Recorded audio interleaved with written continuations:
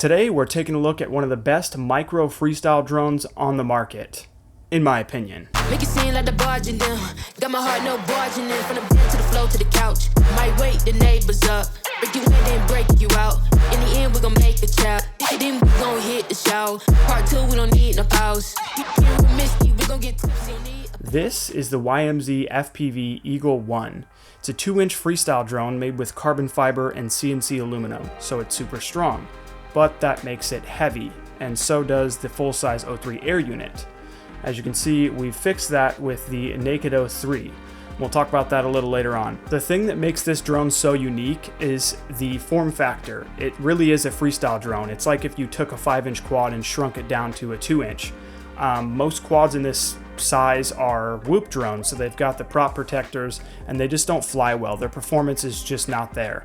And having the full-size O3 air unit gives you beautiful 4K, it's got a nice big sensor, and it gives you 10-bit footage. So if you like to color grade like me, you have that flexibility in post, which is a reason why I don't have the O4 Lite in here. The O4 Lite doesn't have a 10-bit recording. The 4K is not as good either because the sensor is smaller.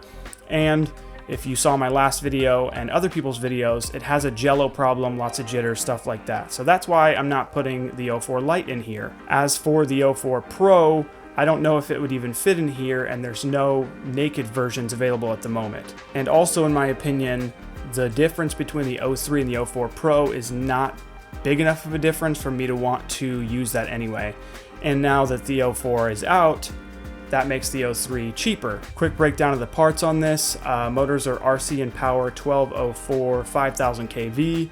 We have a 40 amp F7 flight controller, and input voltage is 2 to 6S. I opted for 4S batteries. That's a nice in-between. 2S I don't think is enough voltage, and then 6S you run into the problem of those being very heavy again. So I'm using some 450 milliamp Ovonic packs. And of course, like I said before, we've got the O3 air unit in there, but it's Naked O3. So in this video, I'm going to show you how to tear down the O3 and install the Flywoo Naked O3 kit. So then we're going to take a look at some flight footage, the before and after, to see how much the Naked O3 affected our flight time and power and stuff like that. I do have timestamps below, so if you don't want to see the teardown of the O3 and you just want to look at the before and after flight footage, you can check down there and skip over all that. Should be recording the goggles and on the O3.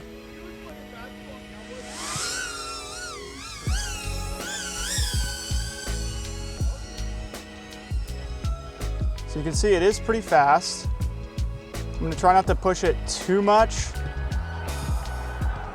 but with this type of quad, it's since it's so small and nimble, and it is a freestyle quad, it just makes you want to, you know, hammer the throttle, do fast maneuvers, lots of flips and stuff. You know, just to pull out of a small dive, you're looking at like 70-something% throttle. I should have put the throttle on screen, but I can tell you it's like probably 40% or more just to stay off the ground. We're moving pretty quick, but let's say we're at a minute and we're at 3.6. But yeah, this thing wants to move. I have my camera angle pretty decently tilted, so that's making it want to go pretty quick too, but and you can hear it's pretty loud. Maybe not at a distance, but it does make significant noise. And even with just regular flying, you know, bringing some altitude into it, you're going to be going below that 3.4 or whatever, where it's going to start, you know, screaming at you on the screen. So just for your cruising, just for your cruising type flights, you know, this is what you're looking at for flight time. Now, I think if it was warmer, of course, it might bump it up a little bit, but you're just not going to get too much more out of this. It is what it is. It's heavy. It's too heavy kind of for what it is. I think when I did my freestyle flight, I did about, yeah, we gotta land. It's coming down. I did about 3 minutes with the freestyle flight, doing some actual tricks and stuff, but that was a little rough. What did we get? So we came back up to 14.6 volts. 14.7. We might, no, I mean, there's nothing left. The battery just sagged so much. 3 minutes and 38 seconds. Okay, so yeah, for our baseline test, that was about 3 minutes and 38 seconds with some, I would say, fairly fast cruising flights, just kind of exploring, flying around the park just for fun. If you were pushing it freestyle wise, you're gonna be closer to like that 2 minute to 3 minute maximum mark. But yeah, I'm curious to see once we get the Naked O3 in there, how much that's going to affect our flight time, throttle values, all that kind of stuff. So maybe this quad frame is just too heavy in general. I don't know for these, you know, this prop size, but it is a cool form factor. So that's why I wanted to do the Naked O3. So we'll come back and see how it flies when we get this thing swapped over. So here we have the drone, basically as it was delivered to me from the manufacturer. We need to take the top plate off, disassemble this thing, pull the O3 out, and start tearing the O3 down. Since it was mounted with the screws that hold the O3 together, the top's already like coming off, so we're just gonna pop off this UFL hold down plate, and we're gonna pop off these UFL connectors and take the antenna off.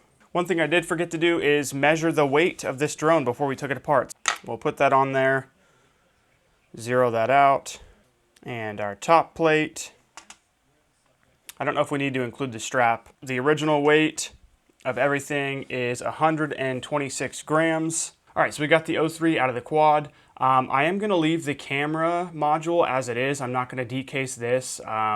It only saves, I think, like 4 grams, which, yes, every gram counts, but I think just decasing this will be enough weight savings that we will have a much better flying quad. And we have here our Flywoo Naked O3 case. All right, so we can pull this out. Comes with a little instruction card and all the pieces right here. And then a bag of screws to put this thing together. So yeah, because it was mounted in the quad using the O3 mounting screws, this top portion's already loose and coming out. So we just need to get the bottom screws now, and then we can take off the camera cable, get that out of the way. So pulling off the camera cable can be a little bit sketchy, but the easiest way to get any of these MIPI cables off, right at the end, you'll see like a little black plastic piece at the end of the connector on both sides. And you just want to get your tweezers, whatever you're using, something small, and just kind of lift in that center portion. And it should pop it right out just like that. Okay, so now we got all the screws out, top and bottom. And as you can see, you know, like the top's coming out. And then the bottom should, oh yeah, I forgot about all the goo we have to deal with. So there's going to be a lot of, I don't know what this is, heat compound, thermal paste. Oh boy, it got in the MIPI cable connection. Okay, I think we're good. Thankfully it's dry enough that it kind of came out and should be all right. So yeah, there's going to be a lot of heat compound on this setup. And after we clean all this off, there's going to be more underneath the rest of this stuff too. So I got to clean all this stuff off real quick. We actually don't even need to clean this off because we're not using this. And this we need to clean off, but it doesn't need to be too clean because we're actually going to be taking off this metal plate right here. That's coming off, so we just want to remove that so it's just not making a big mess when we're taking things off. Okay, so we got all the screws undone and we got all the paste off that. You can see the top plate is coming off and this board is loose, but there is actually a cable connecting the two. It's going to be hard to see. If we can get to focus, you can see the ribbon cable in there. So there's a ribbon cable, that long black piece right there. That's connecting the two boards, but it kind of goes through the case. So we're gonna need to lift this board out and disconnect it. So we got the cable disconnected. So I actually went a different route than other people normally do. So you can see that's the other end of the connector right there. You can kind of see like the glue there that was holding it on. So normally I think people disconnect it from this side, the side where the UFL is. For me, I just kind of bent the cable a little bit, or not really bent, but you know, kind of straightened it out a little bit to where I could slip both boards forward. See how the cable sticks out right there? And then that gave me more access to that connector there. And then I just used a lighter and this pair of tweezers. I would heat the end, and that would give me something to kind of dig through the glue, because the glue is pretty hard. I don't know if it's hot glue or what it is, but that board's out. And that's that portion there. Like I said, it goes through the connector or through the casing of the O3. So now you can slip this cable through, and now we're left with the two boards. This one actually should separate from this top. It just pops off, and you got more heat compound.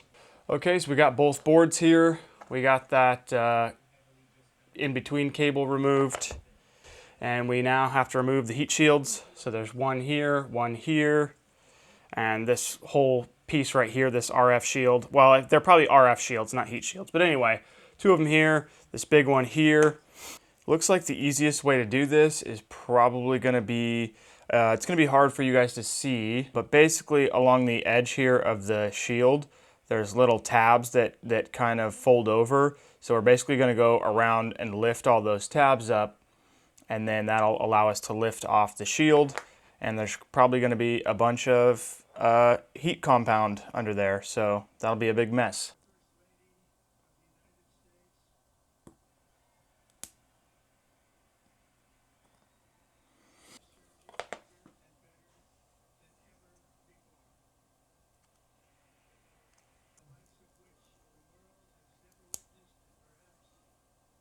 All right, so we got the shields off there. You can see it's exposed now. We got some heat compound we got to get off.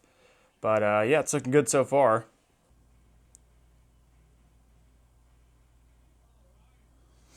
All right, so that's how it's looking now. There is quite a bit of the heat compound still in there, but I really just don't care that much to dig all this out. I also don't have any isopropyl alcohol, so there's not much I'm going to be doing anyway. I don't think it's a big deal. I'm just going to leave it like that and continue taking the rest of this stuff off.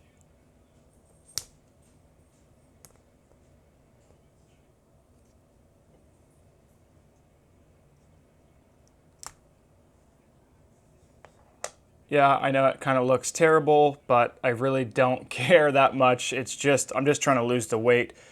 So that's as clean as I'm gonna get it. Again, I don't have isopropyl alcohol to scrub all this stuff off. I just don't care that much. I think it'll be fine. I'm not gonna see it, right? It'll be in the quad, so whatever. So we can move on to the other board. So this one's not too bad. There's not as much junk packed in there, so this one looks a bit better. Okay, so I actually did decide to take off the SD card slot because it actually is a significant amount of weight. I was comparing the two boards and their weight, and this one is heavier just as it is no matter what, but with that SD card slot and the SD card reader, it is a decent amount of weight. So I just took it off. I'm not going to be recording crazy long flights anyway. Now we got everything off, cleaned up as much as I'm going to clean it up. But yeah, it's looking good. So now we can start putting it back together with our Flywoo kit. All right, so we got all the parts here. We got the main mounting bracket here, and these are going to go on the edges and lock down everything. And then we've got some bags of screws. Thankfully, they're all labeled, so that's nice. The hard part is going to be this cable here, this ribbon cable, getting that back on, so we'll see how that goes. Okay, so what we've got here, we've got the top board, and we've got our antenna on, the UFL, IPX connectors, and then we've got the ribbon cable clipped in its place. So now we need the center bracket that's going to go underneath, and then one of these IPX brackets here. This is the antenna IPX locker. There's two of these, and then there's one coax cable locker. So we need one of these. So we've got the 2 screws there covering our antenna connections, and that is grabbing onto that center section. And then if you look at where the ribbon cable is, it's now being held down by the center section there. All right, so we got the antenna and the other side on. That's holding on our center bracket, and the center bracket is then holding down this ribbon cable that connects the 2 boards. So now we need to get this ribbon cable onto this board and also get the coax cable connection on as well. Okay, so we got our coax cable connected, or our the ribbon cable that connects the 2 boards. So that's on there. And when we put this together, it's going to, hold that in place. So we're going to put that together, put some screws in, and then we have one last bracket for the MIPI cable, or the camera cable, coax. All right, we've got this thing pretty much together. So we got the IPX connector on here, the other hold down. We got the center bracket, which is holding in our ribbon cable that goes between the 2 boards. We flip it over. We got these 2 screws here that are holding it to the center bracket.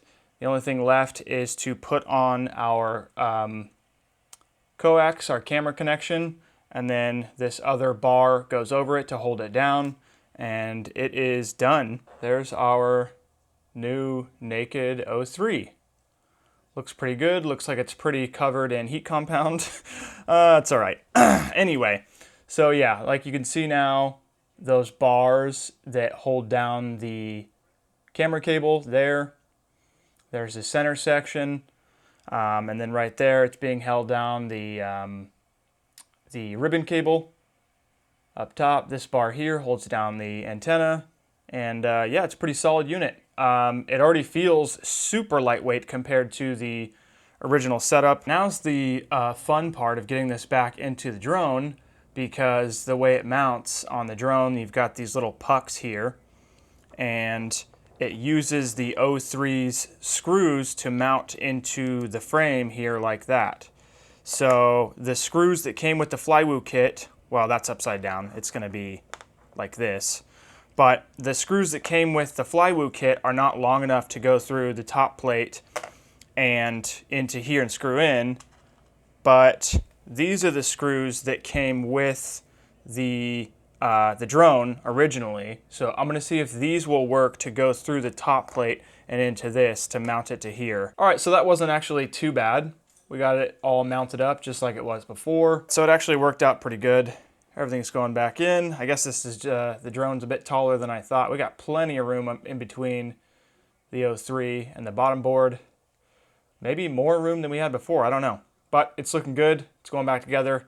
This drone is kind of a nightmare to take apart and put together just because of how it's configured, but that's all right. I'm excited to see how it flies when it's done. Okay, so we've got all the pieces here that we removed from the O3. So we're looking at roughly 12 grams, 12 or 13, give or take 1 gram, I would say. Sometimes the scale's a little funky, but we're looking at about 12 grams, which doesn't seem like a lot, but every gram counts. All right, well, the only thing to do now is go fly this thing and see how it does with the new Naked O3 setup. That is assuming that it actually works still and I didn't ruin it, but we'll find out when I go plug it in and fly it. Okay, it's a little bit not as warm as I thought it'd be, but it's not too bad. All right, so yeah, we got our finished product here. The YMZFPV Eagle 1 now with the Naked O3 in there. So now we're doing our second flight. We're gonna test to see how well it does with the Naked O3, see how well it does flight time wise, and then do some freestyle, see how much difference we have there as far as punch outs and stuff. It wasn't terrible before. Flight time was a little, whatever. And, freestyle was okay. Definitely wanted a little more power on the punch outs, you could you're like, just wish I had a little more. So we'll see what the couple grams we took off actually saved us. Hopefully it surprises me and it's a bit more than I expect, but yeah. So just like last time, the first flight, I'm just gonna cruise around at like a, you know, a moderate pace and see what it does flight time wise. And then we'll switch over the batteries and we'll do a freestyle run and see how much better flight time and power we get out of that. There's definitely a bit more wind today than there was in the other day that I filmed the first section where I was doing the flight test. It's been like a couple weeks since then because the weather's been garbage, but I think the temperature is relatively the same, so that shouldn't be a huge factor, but yeah. Record with both, sweet. Okay, we're good to go. Okay, we're gonna arm it. I am a little rusty. It's been a little while since I've flown.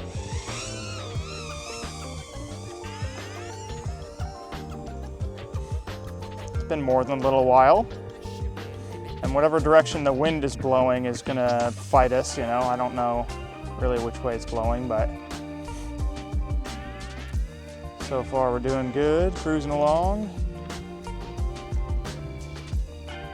I can hear it way off in the distance. This thing's got quite the high-pitched whine to it. Moving along, holy crap. Even just a little bit of wind really throws this thing around. We're out in this open field. It's doing all right though, we're cruising along. Cruise under this gate, nice.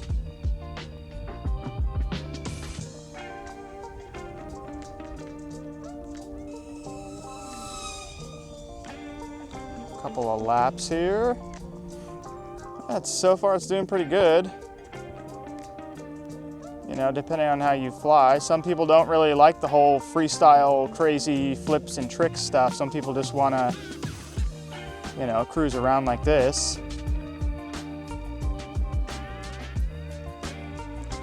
And for something this size, it's actually, you know, pretty good. I can already tell the throttle value is much lower just to keep a hover, you know, kind of keep trucking along. It's much lower than it was before.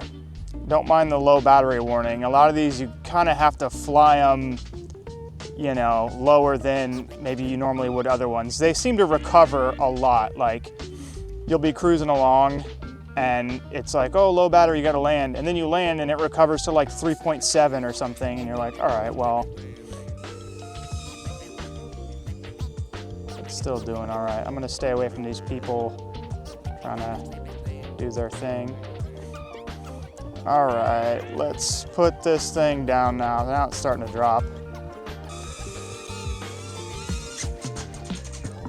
All right, so we're looking at, yeah, roughly 4.5, somewhere in there. So it looks like, you know, if you were just cruising around, you're gonna get roughly 4.5 minutes for, you know, cruising type flight. The Naked O3 makes a big difference. It does help so much, but still for the quad's prop size versus what it weighs, it's still kind of in that not so great spot. But it is fun just having a quad in this form factor, this size. You know, I would be comfortable flying this most places versus, you know, you bring a 5-inch quad there and this thing is screaming. It's kind of scary, you know, if you haven't been around quads, the speeds that thing will do, yeah. So this is more of a fun little toy versus that's a bit more serious. So, all right, now we just swapped battery. We're gonna do our freestyle run. We're gonna do flips and tricks and fly this thing hard and see what kind of flight time we get. Probably about 30 seconds, but that's all right, we'll see.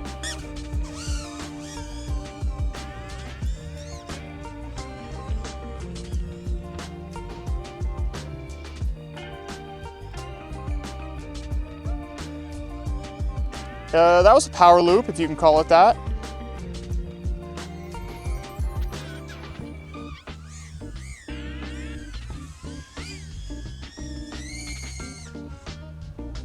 Inverted yaw, very nice. Whoa, lots of prop wash out of that.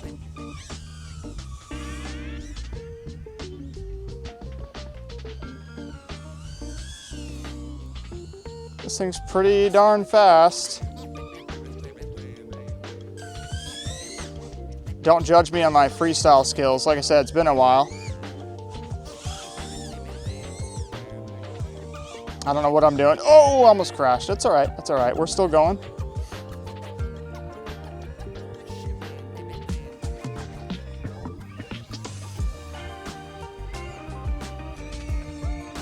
Ooh, that one scared me a little bit. We're good, we're good. We're still moving. Let's see if we can, oh, we'll count it, we'll count it. Wasn't the greatest, you know.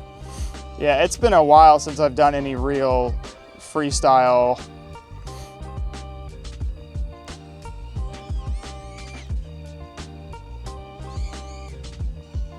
All right, this thing's really starting to come down in voltage. I think that's about it.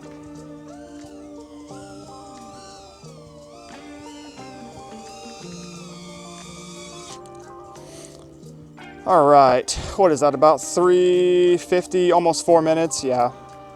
Oh my God, the goggles too on my nose is not fun. So yeah, I mean, if you're really pushing it freestyle wise, plus it's very windy, you're only gonna get, you know, anywhere from 3.5 to 4 minutes maybe. But it does perform really well. It does handle well, you know, it's not in that, it doesn't have the whoop style frame that catches all the wind and has the weird yaw washout. It does perform well, so that's a plus. But yeah, I think I'm gonna keep this one. It is a nice flying drone, something you can have fun, like if you're just out front in your house, like in your neighborhood, whatever, you can go rip this thing outside, still capture, you know, 4K 10-bit footage with a little tiny quad like this. It is a decent improvement with the naked O3 setup. I didn't think it would be that big of a deal, but that extra, you know, 12, 13, 14 grams, whatever it is, does make a big difference when it comes to a drone this size. So I don't have an outro for this video, and I don't know what my next video is gonna be. So, you know, stay tuned, of course. And thanks for watching, I appreciate it.